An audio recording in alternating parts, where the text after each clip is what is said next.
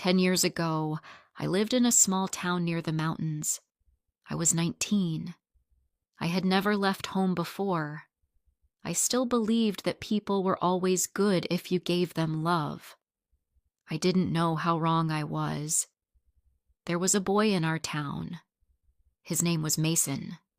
He was 5 years older than me, 24. Mason worked at the local garage. He fixed cars and rode a black motorbike. He had strong arms, dark hair, and a crooked smile. All the girls liked him. I did too. When I saw him ride through the street, I felt butterflies in my stomach. One day, he smiled at me as I walked by the post office. That night, I couldn't sleep. I thought about his smile over and over again. My mother didn't like Mason. She said, "That boy is trouble. Stay away." My older cousin warned me too. "He's not the type who stays," she said. "He only wants attention." But I didn't care. I believed he was different with me. I thought I could be the one to change him. One Saturday evening, there was a small festival in our town. There were lights, food, music, and dancing in the open square. My friends and I planned to go. My mother didn't want me to. "It will get late," she said. "Too many strangers will be there." I begged her, "Please, I'll be with my friends. I won't be alone." After a long pause, she nodded. "Be home by 10, she said. "Not a minute later."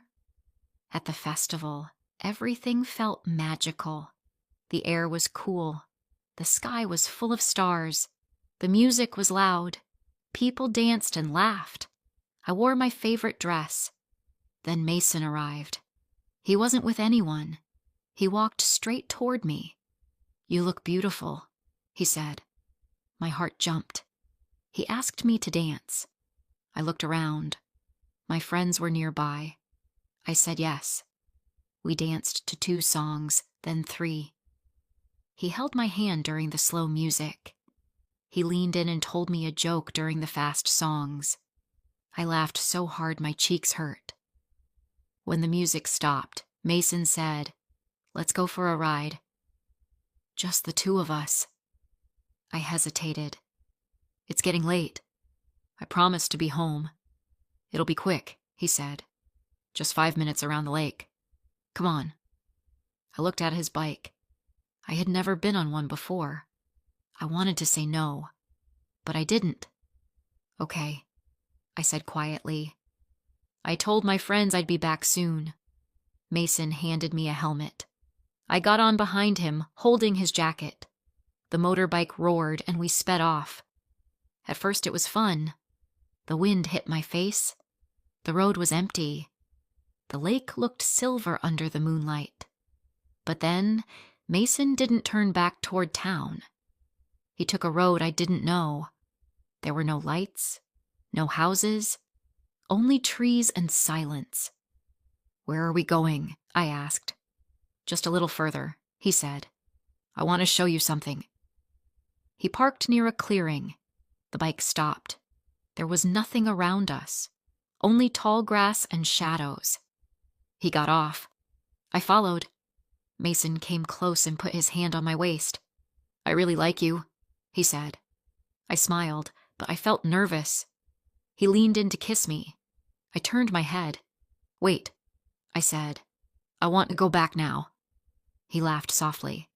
"Don't be shy." "I mean it," I said. "Take me home." He didn't listen. He touched my face. He tried again.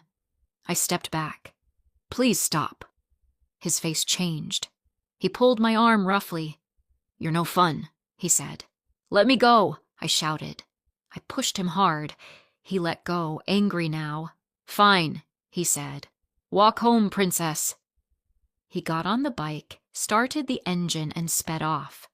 He left me there, in the dark, alone. I stood frozen for a moment. Then I started walking. The road was cold. My shoes weren't made for walking. It was 5 kilometers to my house. I had no phone. I felt so stupid. So small. The wind blew harder. I could hear animals in the trees. Tears ran down my face as I walked. My legs hurt. My feet were sore. My dress was wet with sweat and fear. When I reached the town lights, it was almost midnight. I saw my house. My mother was outside, waiting. She ran to me and held me tight. I cried in her arms. I told her everything. That night I didn't sleep. I stared at the ceiling, heartbroken.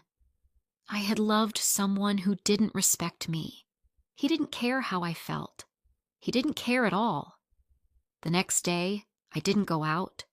I didn't eat much. I stayed in bed. My cousin came to visit. I told her what happened. She looked at me sadly and said, "Mason has done this to other girls too. You're not the first." I felt sick. "Why didn't anyone tell me?" I asked. "We thought you already knew," she said. That made me feel worse. I felt stupid. But more than that, I felt angry. With him, with myself, with everyone who stayed silent. That night, I stood in front of the mirror. My eyes were puffy, my hair was messy, but I looked at myself and made a quiet promise. You will never let someone treat you like this again. I started working more. I spent time with my grandmother, who always gave me good advice. I helped my father in the garden. Slowly, I felt stronger. When I turned 21, I packed a bag and left for the city. I had a small savings and a big dream, just to start over, to live a life where I could trust myself again. I found a job at a bookstore. The pay was low, but I liked the quiet. I liked the smell of paper, the way people walked in with curiosity and left with stories. I didn't think about love for a long time, but the memory of that night never fully left me. The fear, the shame, the long walk in the dark. It became a part of me, but not the biggest part. It was just the beginning of a story I hadn't finished yet. City life moved quickly, but I moved slowly. I wasn't in a rush to make friends or meet new people. I just wanted peace. I wanted to forget the feeling of being left behind on a dark road. I focused on my job at the bookstore. Every morning, I unlocked the glass door, turned on the lights, and breathed in the smell of paper and ink. I liked stacking books, writing little notes for the staff pick shelf, and watching customers lose themselves in the stories. I lived in a small room above a cafe. The rent was low, and the walls were thin, but it was mine. I bought myself a plant, a small reading lamp, and a second-hand armchair. Slowly, the space became a home. I cooked simple meals. I took long walks in the park after work. I wrote in a notebook every night before bed. I didn't write about Mason. I wrote about strength, about who I wanted to become. I stayed quiet, but I wasn't sad. I had scars, yes, but I also had freedom. I didn't owe anyone an explanation. I didn't have to pretend anymore.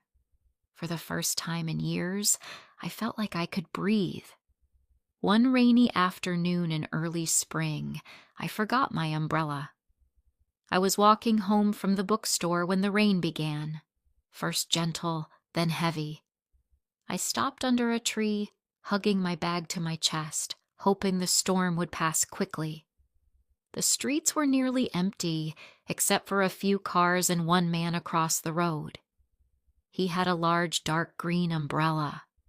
He noticed me, walked over, and stopped just a few steps away. "Need some cover?" he asked, lifting the umbrella a little higher. I nodded and smiled. "Only if you're okay sharing." "Of course," he said. "I'm Daniel. Nora." We walked side by side toward my street. I learned he worked at a small office 2 blocks from the bookstore. He came into the cafe below my apartment sometimes, but we'd never noticed each other before. We didn't talk much on that first walk, but it was easy. No pressure, no weight. At the corner, I thanked him. "You saved me from getting soaked." Daniel smiled. Guess the umbrella was a good investment. The next day, he came into the bookstore. He didn't say much, just looked around and bought a book on travel. 2 days later, he came again. This time he stayed longer, asking for suggestions, reading the backs of covers, smiling when I joked about how most travel books are more dreams than plans. Over the weeks, it became routine. He'd stop by after work. Sometimes he bought books, sometimes he didn't. Sometimes he asked about my day. Sometimes he just sat in the corner and read. He never asked too many questions.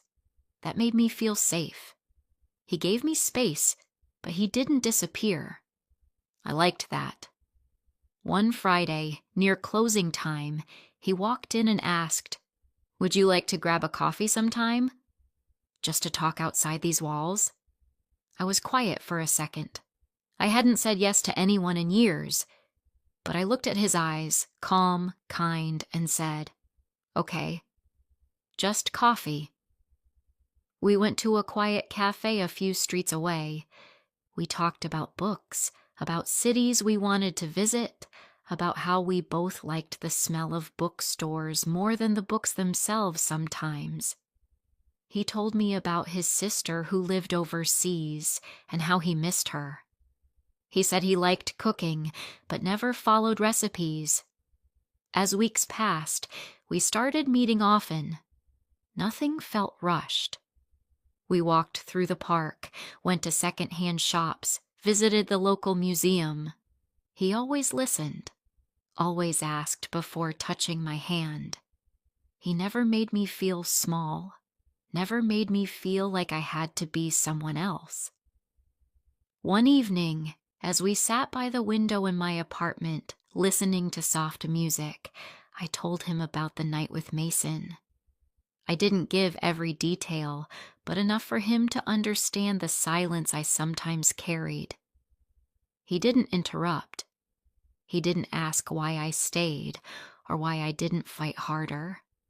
He just said, "I'm so sorry that happened to you." Then he held my hand gently and said, "You didn't deserve that.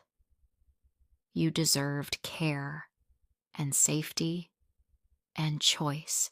I cried, not because I was sad, but because someone finally saw me without judgment. We took our time. We built something slowly, brick by brick. No fast promises, just quiet trust. 2 years later, we moved in together. Our apartment was small but full of light. There were books on every surface, plants on the windowsill, and always music playing softly in the background. We cooked together, laughed over burnt pancakes, and danced barefoot in the kitchen when it rained. He never made me feel like I was hard to love. On my 29th birthday, he gave me a photo of the two of us under the green umbrella. On the back, he had written, "That was the day everything began." A few months later, I found out I was pregnant. I was scared at first. I stood in the bathroom staring at the test, unsure whether to laugh or cry. When I told Daniel, he held my face in his hands and whispered, "We're ready. I've got you." Now, I sit on the same armchair from my first apartment, watching the rain fall outside. Daniel is in the kitchen, humming while he washes dishes. My belly is round. My heart is full. Sometimes I still think about that girl who walked 5 kilometers alone in the dark, the one who cried in her mother's arms, the one who thought love had to hurt. I want to hold her. I want to tell her, "Keep going. One day, you'll be safe. One day, you'll be loved." Because love is not the sound of a bike engine leaving you behind. It's the sound of soft footsteps beside you on a rainy street. It's not the thrill of danger. It's the comfort of coming home. And sometimes it begins with a stranger offering you an umbrella. If this story touched your heart, don't forget to like, comment, and share. More emotional and inspiring stories are coming soon.